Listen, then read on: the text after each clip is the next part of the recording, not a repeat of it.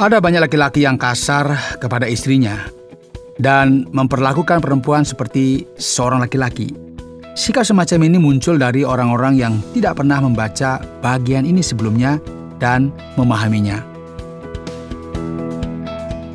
Saudara pendengar, bersama dengan saya, Oti Priambodo dalam program Jalan 66. Senang sekali karena bisa mempersembahkan program yang memberikan pengetahuan Alkitabiah dan menyuguhkan kepada kita jalan keselamatan. Tibalah waktunya untuk kita berhenti sejenak dan berpikir sedikit tentang kehidupan Anda sekalian, para pendengar yang kami kasihi. Sekarang kita ada dalam surat Petrus yang pertama, dan kita akan memperhatikan pada pasal yang ketiga. Tema kita kali ini adalah hikmat dalam ketundukan dan dalam penderitaan. Seorang penulis puisi berkata, ketika seseorang menderita dengan sabar, orang itu kurang menderita.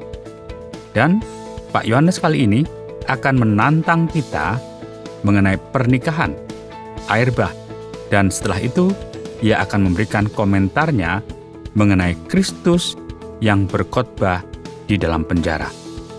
Jadi, mari kita tenang sejenak. Mungkin bukan ini yang Anda pikirkan. Dalam segala hal, kita perlu hikmat. Jadi, tetaplah untuk bersama dengan kami dan belajar lebih dalam lagi. Pendengar yang dikasihi oleh Tuhan, Anda telah mengikuti acara kami dalam beberapa pelajaran.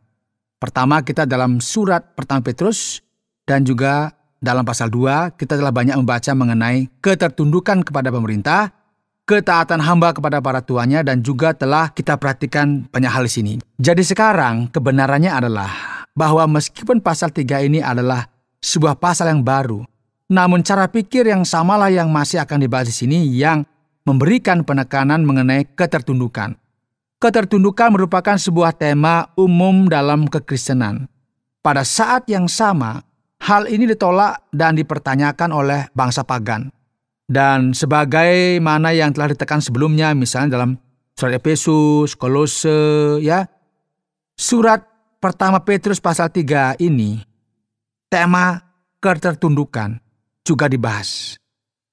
Demikian juga kamu, hai istri-istri, tunduklah kepada suamimu, supaya jika ada di antara mereka yang tidak taat kepada firman, mereka juga tanpa perkataan dimenangkan oleh kelakuan istrinya.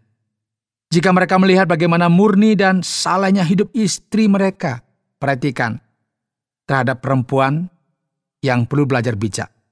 Tidak hanya dengan menundukkan diri, namun juga tanpa perkataan. Nah, menarik sekali bagian ini, saudara ya. Banyak perempuan yang tidak puas dengan suaminya karena mereka menolak untuk mendengar dan memahami firman Tuhan. Dan seringkali mereka ini memaksa dengan firman Tuhan, yaitu dengan mengkonfrontasi suami mereka. Petrus berkata, tidak demikian. Hikmat dari menutup mulut dan ketertundukan akan membuat sebuah hasil dalam hati mereka. Menarik sekali bahwa di dalam rumah, sedikit bicara, banyak bekerja, inilah yang akan membuat perubahan. Jadi sekarang, jika kita melihat lagi dalam firman Tuhan, dan apa yang dikatakan di sana, Petrus berkata kepada para perempuan, perhiasanmu janganlah secara lahiriah, yaitu dengan mengepang-ngepang rambut, memakai perhiasan emas atau dengan mengenakan pakaian yang indah-indah. Tetapi perhiasanmu ialah manusia batiniah yang tersembunyi dengan perhiasan yang tidak binasa, yang berasal dari roh yang lemah lembut dan tenteram yang sangat berharga di mata Allah. Ini merupakan sesuatu yang menarik. Kebanyakan para perempuan sangat memperhatikan paras mereka, benar ya? Pakai skincare, tidak apa-apa, nggak salah. Dan ini merupakan pujian yang kita sebut dari luar. Yang mengepang rambut, yang memakai perhiasan emas, dan memakai pakaian yang indah dan mahal. Nggak ada yang salah di sini. Tapi perhatikan di sini, perhatikanlah. Ini bukanlah masalahnya.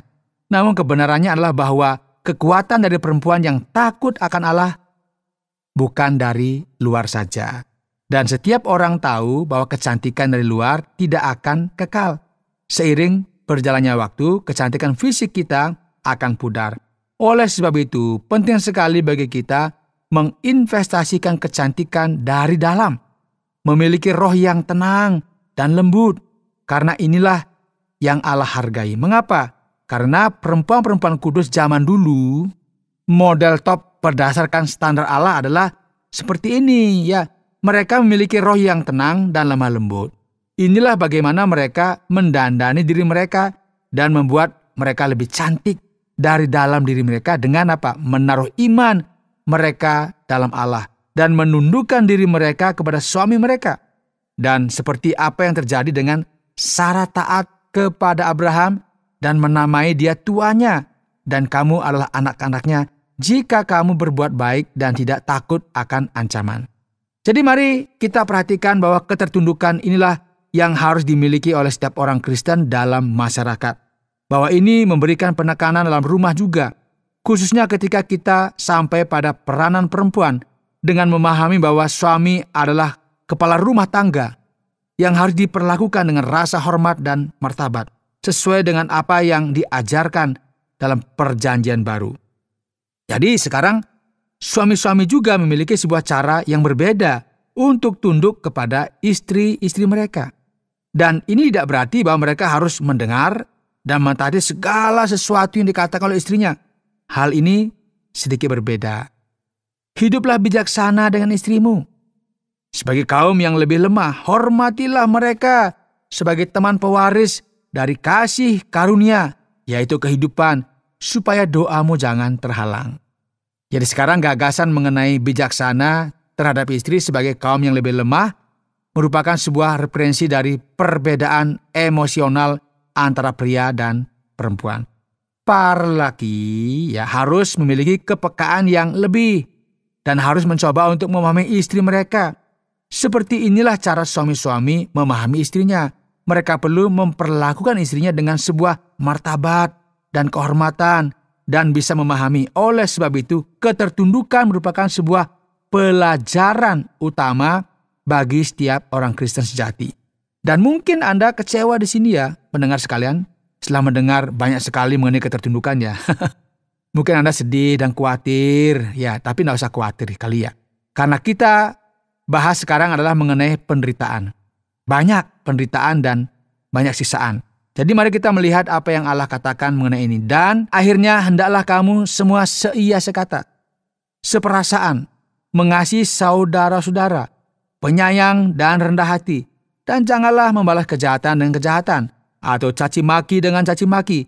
Tetapi sebaliknya, hendaklah kamu memberkati, karena untuk itulah kamu dipanggil, yaitu untuk memperoleh berkat. Sebab siapa yang mau mencintai hidup dan mau melihat hari-hari baik, ia harus menjaga lidahnya terhadap yang jahat dan bibirnya terhadap ucapan-ucapan yang menipu. Ia harus menjauhi yang jahat dan melakukan yang baik. Ia harus mencari perdamaian dan berusaha mendapatkannya. Sebab mata Tuhan tertuju kepada orang-orang benar dan telinganya kepada permohonan mereka yang minta tolong. Tetapi wajah Tuhan menentang orang-orang yang berbuat jahat. Nah, orang Kristen sejati harus seperti yang ditekankan di sini. Tidak boleh hidup dalam kehidupan yang suka balas dendam. Tidak membalas kejahatan dengan kejahatan. Orang Kristen harus senantiasa mencari damai, menghindari gosip dan perkataan yang buruk tentang orang lain, dan menyadari bahwa Allah peduli dengan segala sesuatu yang terjadi dan bahwa Ia adalah hakim yang terakhir. Mata Tuhan dapat melihat segala sesuatu yang terjadi, dan Ia menentang setiap orang yang melakukan kejahatan. Oleh sebab itu, saudara, penekanan yang diberikan di sini adalah untuk melakukan apa yang baik. Dan siapakah yang akan berbuat jahat terhadap kamu jika kamu rajin berbuat baik? Tetapi sekalipun kamu harus menderita juga karena kebenaran, kamu akan berbahagia. Sebab itu janganlah kamu takuti apa yang mereka takuti, dan janganlah gentar. Tetapi kuduskanlah Kristus di dalam hatimu sebagai Tuhan, dan siap sedialah pada segala waktu untuk memberi pertanggungan jawab kepada setiap orang yang meminta pertanggungan jawab dari kamu tentang pengharapan yang ada padamu. Tetapi haruslah dengan lemah lembut dan hormat dan dengan hati nurani yang murni, supaya mereka yang memfitnah kamu karena hidupmu yang saleh dalam Kristus menjadi malu karena fitnah mereka. Sebab lebih baik menderita karena berbuat baik jika hal itu dikehendaki Allah, daripada menderita karena berbuat jahat. Sebab juga Kristus telah mati sekali untuk segala dosa kita, Ia yang benar untuk orang-orang yang tidak benar, supaya Ia membawa kita kepada Allah. Saudara yang dikasihi oleh Tuhan, apa yang kita pelajari di sini? Bahwa ketertundukan harus menjadi bagian dari hidup orang Kristen yang sejati. Dan seperti biasa, penganiayaan akan selalu menjadi bagian dari kehidupan kita yang mengikut Tuhan. Kita nggak boleh berpikir bahwa ini merupakan sesuatu yang aneh dan salah, dan tiba-tiba kita menjadi marah karena kita mengalami kesulitan. Kita perlu memahami bahwa meskipun ini tidak masuk akal bagi kita, inilah cara kerja Allah. Kristus sendiri telah menghadapi keadaan yang mengerikan, di mana Ia mengalami penderitaan yang begitu besar. Ia telah menderita bagi kita, dan firman Tuhan akan masuk dalam detail yang menarik dalam bagian akhir dari pasal 3 ini. Ia yang telah dibunuh dalam keadaannya sebagai manusia, tetapi yang telah dibangkitkan menurut roh, dan di dalam roh itu juga Ia pergi memberitakan Injil kepada roh-roh yang ada di dalam penjara. Tentu ini merupakan sebuah cerita yang sangat menarik, yaitu kepada roh-roh mereka yang dahulu pada waktu Nuh tidak taat kepada Allah. Ketika Allah tetap menanti dengan sabar waktu Nuh sedang mempersiapkan bahteranya, di mana hanya sedikit, yaitu 8 orang yang diselamatkan oleh air bah. Tentu Anda tahu ya cerita ini. Juga kamu sekarang diselamatkan oleh kiasannya, yaitu baptisan. Maksudnya bukan untuk membersihkan kenajisan jasmani, melainkan untuk memohonkan hati nurani yang baik kepada Allah oleh kebangkitan Yesus Kristus yang duduk di sebelah kanan Allah setelah Ia naik ke surga sesudah segala malaikat, kuasa, dan kekuatan ditaklukkan kepadanya. Saudara, Kristus telah menderita, namun setelah itu Ia menerima kemuliaan dalam kebangkitannya. Dan semua ini digarisbawahi di sini ketika firman Tuhan berkata bahwa Ia telah membuat sebuah proklamasi kepada roh-roh di dalam penjara. Ya, ini merupakan referensi dari proklamasi yang dilakukan Kristus kepada orang-orang yang hidup pada zaman Nuh. Dan di sini ada paralel yang kita bisa lihat dari ayat 20 dan 21 antara keselamatan ini, penebusan melalui air, dan realita akan baptisan itu sendiri. Kebenarannya adalah bahwa pemurnian ini, keselamatan ini ada kaitannya dengan sebuah kehidupan yang baru yang melibatkan kesadaran di hadapan Allah dan bukan upacara penyucian tubuh. Kristus telah bangkit dari antara orang mati dan sekarang Ia ada di sebelah kanan Allah. Ia telah menang, terlepas dari segala sesuatu yang telah terjadi kepadanya. Dalam kehidupan Kristus, penting sekali bagi kita menggarisbawahi bahwa penderitaan yang luar biasa yang telah Ia lewati itu, Ia juga memiliki sebuah sikap yang tunduk. Jadi kedua hal ini haruslah menjadi panduan orang Kristen yang sejati. Anda sedang mendengarkan Jalan 66 dalam rangkaian pembahasan 1 Petrus pasal yang ketiga yang telah dijelaskan oleh Pak Yohanes dengan topik hikmat dalam ketundukan dan dalam penderitaan. Mungkin ada yang memperhatikan bahwa pasal 3 dari kitab 1 Petrus ini merupakan sebuah pasal yang sangat membingungkan. Jadi sekarang, mari kita beranjak kepada bagian tanya jawab. Pak Yohanes, apakah mungkin seseorang bertobat dan menjadi Kristen tanpa mendengarnya terlebih dahulu? Apakah kesaksian hidup kita saja cukup? Ya, baik Pak Oti. Mari kita mencoba untuk memahami apa yang terjadi di sini. Pasal ini mencoba untuk menjelaskan kepada kita bahwa perempuan harus mencoba untuk memenangkan suaminya, untuk menjadi orang percaya tanpa menggunakan kata-kata, namun melalui tindakan-tindakan mereka. Masalah yang kita temui di sini adalah apakah seseorang bisa atau tidak menjadi percaya tanpa mendengarkan apa-apa. Jadi jelas sekali bahwa suami yang hidup dengan seorang perempuan Kristen, tentu ia sudah tahu tentang Injil yang istrinya percayai. Jadi sekarang masalahnya adalah ketika kita harus memaksakan dan berbicara mengenai hal ini terus-menerus, maka hal ini tentu bisa memperburuk situasi. Dan ini bukanlah sesuatu yang hanya terjadi kepada perempuan saja ya. Ada banyak sekali orang yang hidup dengan saudaranya, dengan orang tuanya yang terus-menerus memaksa mereka untuk apa? Mendengarkan hal ini terus-menerus. Dan ini bisa menimbulkan apa? Penolakan. Jadi ini bukanlah sebuah metode yang terbaik. Jadi ketika kita ada dalam sebuah kontak yang terus-menerus dengan seseorang, cara terbaik untuk membuka hati mereka adalah dengan bertindak sesuai dengan apa yang kita percayai. Tindakan dan perbuatan kita akan berbicara lebih daripada perkataan kita. Jadi jika seorang suami melihat sikap yang penuh hormat dan ketertundukan dari istrinya, hal ini sering sekali membuatnya membuka hati. Jadi sekarang, dalam sisi lain, semakin seseorang memaksa kita, maka kita akan semakin menciptakan sebuah benteng yang tinggi. Ya, hikmat yang ingin diajarkan dari bagian ini adalah untuk mengajarkan kita supaya orang lain mendengar perkataan kita. Maka yang pertama yang perlu kita lakukan adalah tindakan kita. Apa sih perbuatan kita? Orang Kristen sejati harus melakukan hal ini.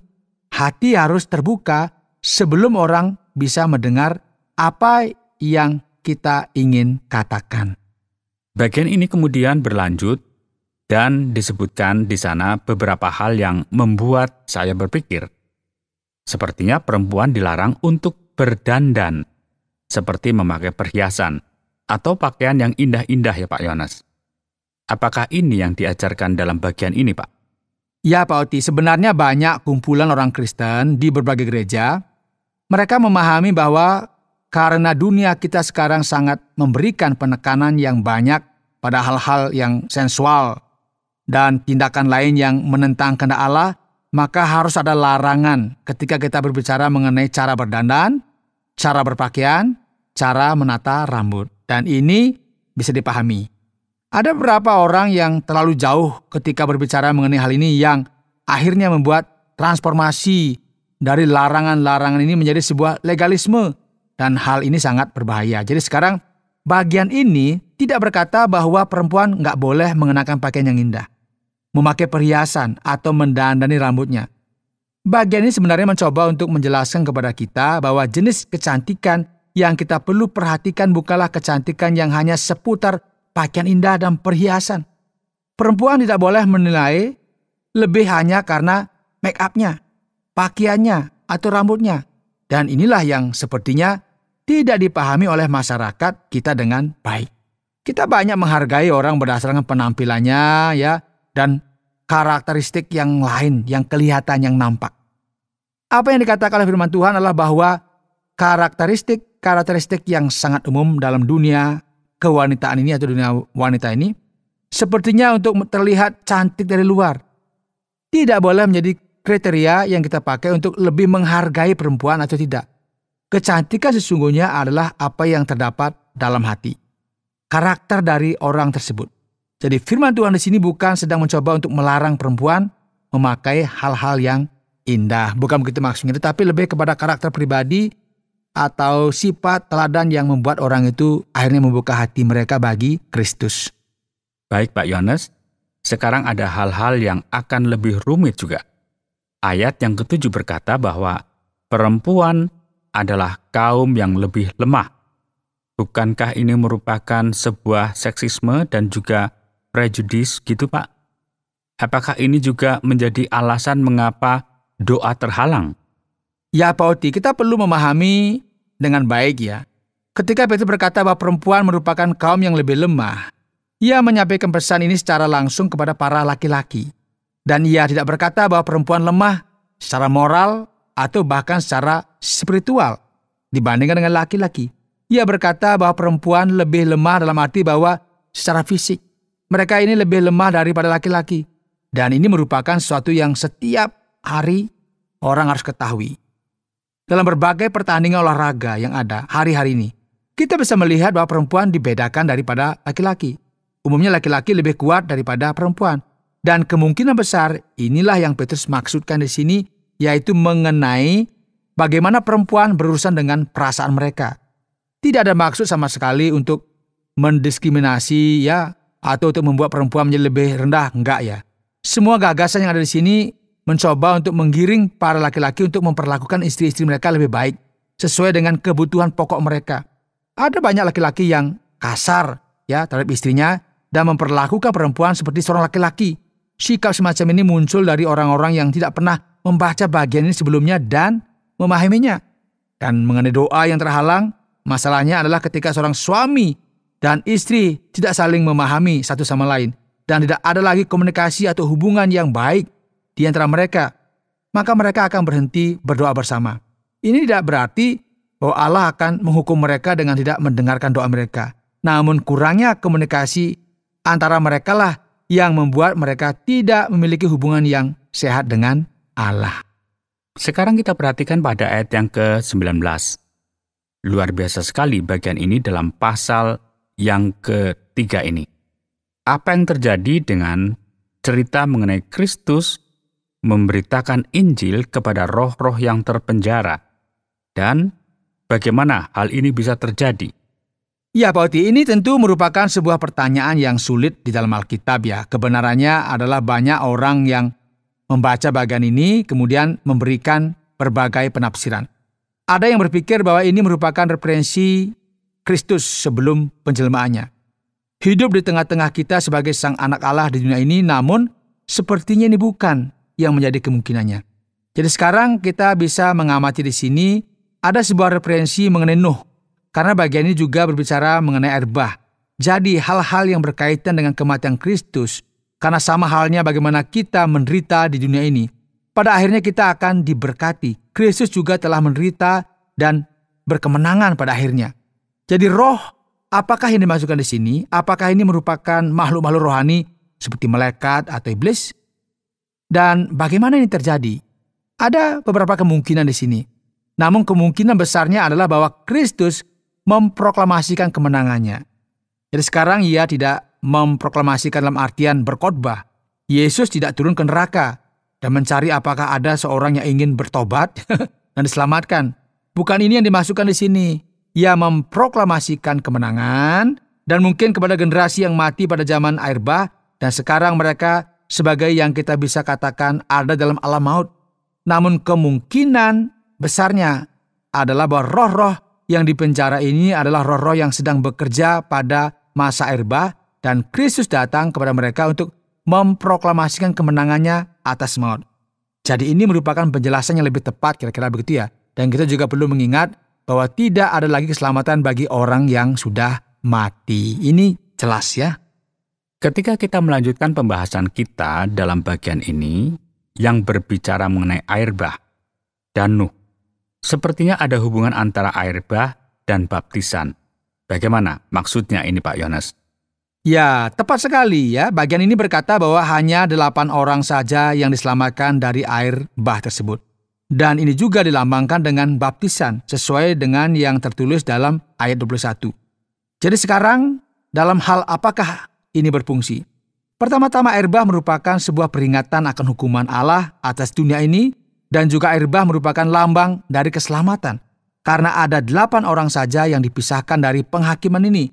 Jadi dalam hal ini air bah merupakan bayangan dari sesuatu yang akan datang yaitu baptisan yang memiliki kaitan dengan hal ini. Jadi sekarang baptisan merupakan hasil dari respon kita atas peringatan bahwa kerajaan Allah telah datang.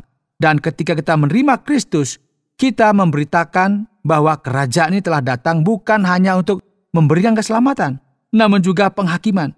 Jadi baptisan berkaitan dengan keselamatan dalam hal yang sama dengan air bah tersebut. Ini merupakan sesuatu yang menarik, yang sejajar karena keduanya berbicara mengenai masa-masa yang berkaitan dengan air dalam firman Tuhan. Baiklah Pak Yones. Jadi untuk kita meringkas bagian ini dalam program kita, saya ingin mengajukan satu pertanyaan terakhir, yaitu Petrus berkata di sini bahwa baptisan menyelamatkan. Setidaknya, sepertinya inilah yang dikatakan dalam ayat yang ke-21. Apakah benar demikian Pak Yones? Iya Pak Oti, apa yang Petrus katakan di sini memang benar ya. Baptisan memang menyelamatkan. Namun kita perlu memahami bahwa upacara pembaptisan itu sendiri tidaklah menyelamatkan seseorang. Bagaimana kita bisa yakin hal ini?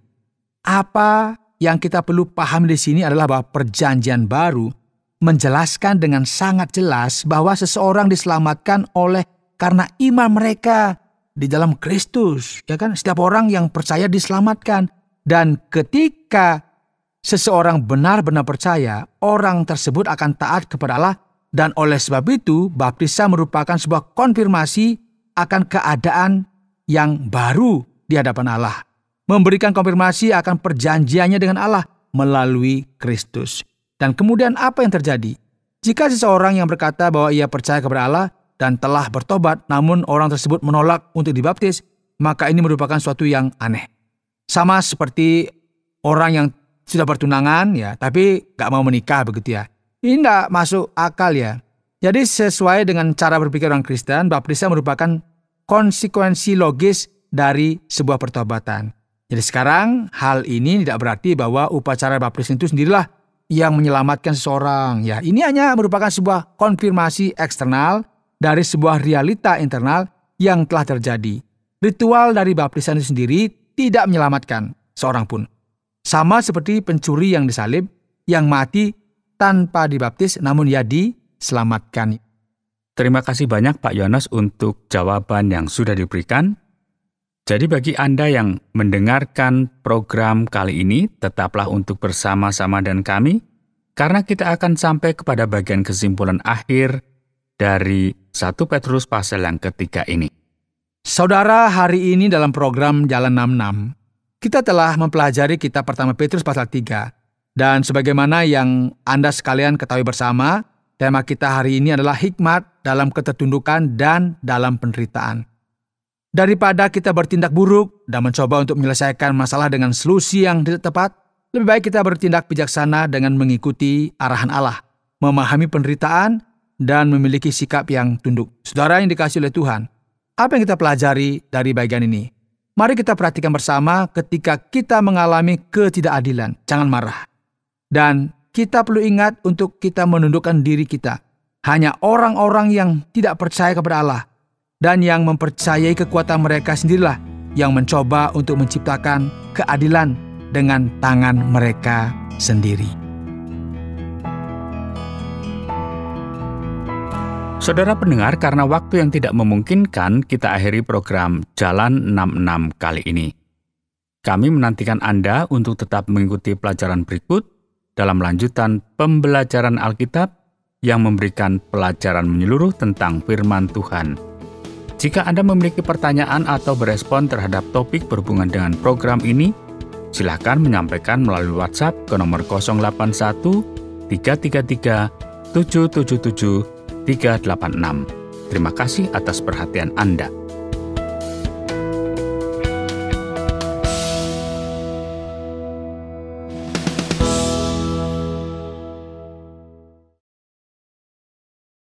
Terima kasih Anda sudah mengikuti program kami. Jika Anda diberkati, jangan lupa like, komen, dan share supaya Anda tidak ketinggalan setiap program terbaru kami. Jangan lupa juga untuk subscribe channelnya dan nyalakan loncengnya. Jika Anda ingin mendukung pelayanan kami, bisa melalui rekening kami berikut ini atau menghubungi kami di sini.